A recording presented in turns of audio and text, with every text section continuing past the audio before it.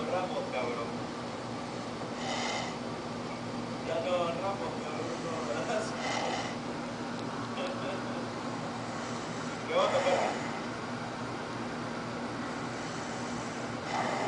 Vale, ni.